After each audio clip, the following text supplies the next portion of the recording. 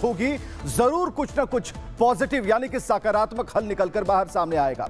लेकिन अब महाराष्ट्र की तरफ जरा रुख करते हैं, जहां सब कुछ पॉजिटिव है। वहां पर त्रिमूर्ति अपने काम में लग गए हैं, शपथ हो चुकी है, काम की बारी है। लेकिन यह भी खाका तय होने वाला है रणनीति के तहत कि किसे कितना मंत्री पद मिलने वाला है, नंबर्स क्या होंगे और यहां तक कि चेहरे क्या होंगे। रिपोर्ट देखिए।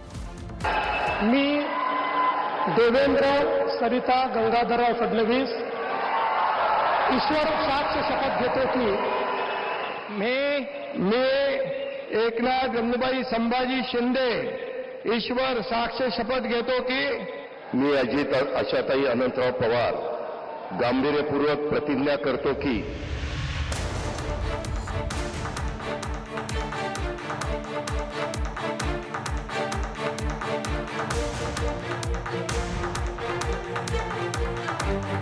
महाराष्ट्र में गुरुवार को महायुति सरकार के गठन के बाद CM Devendra Fadnavis, deputy CM Eknath Shinde और अजित पवार एक्शन मोड में हैं, जहां पदभार संभालते ही महायुति सरकार के त्रिमूर्ति बड़े फैसले लेने लगे हैं। वहीं महाराष्ट्र के चुनावी इतिहास में प्रचंड जनादेश जीतने के बाद अब बारी महायुति सरकार के मंत्रिमंडल विस्तार की है, जिसे लेकर महाराष्ट्र के सियासी गलियारों में कयासों का बाजार गर्म है।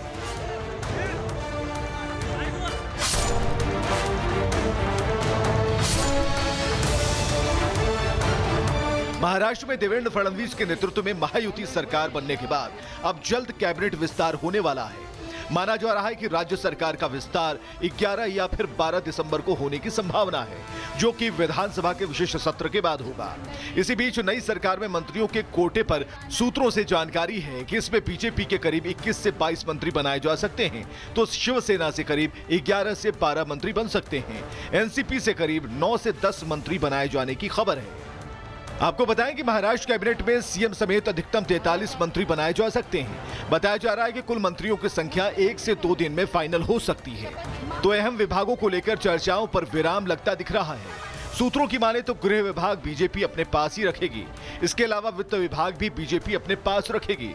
शिवसेना को शहरी विकास और राजस्व विभाग मिल सकता है। वहीं शपथ ग्रहण के बाद राज्य की कमान संभालते ही रिपब्लिक भारत से खास बातचीत में सीएम देवेंद्र फडणवीस ने गृह विभाग की जिम्मेदारी समेत अन्य विभागों के बंटवारे पर कहा कि इसे जल्द ही पूरा किया जाएगा।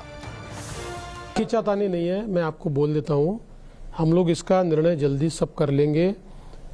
ऐसा है कि 2004 में भी महाराष्ट्र में 13 दिन बाद सरकार बनी थी, पूरा बहुमत था। 2009 में भी पूरा बहुमत था, 9 दिन के बाद बनी थी। 3 पार्टियां होती है तो कई चीज़ों पर फैसले करके बाद में सरकार तैयार होती है। हम 3 पार्टियां हैं, ऑलमोस्ट हमने चीज़ें फाइनल कर लिए, कुछ चीज़ें बची है उसको भी फाइनल करेंगे और एक्सपांशन भी करेंगे। महाराष्ट्र में सरकार बनाने की हैट्रिक लगाने के बाद अब सबकी निगाहें महायुति सरकार के विभागों के बंटवारे समेत जनता से किए गए उन सभी वादों के पूरे होने पर है, जिसके आधार पर लोगों ने महायुति को बम्पर वोटों से विजयी बनाया है। Bureau report, Republic Bharat.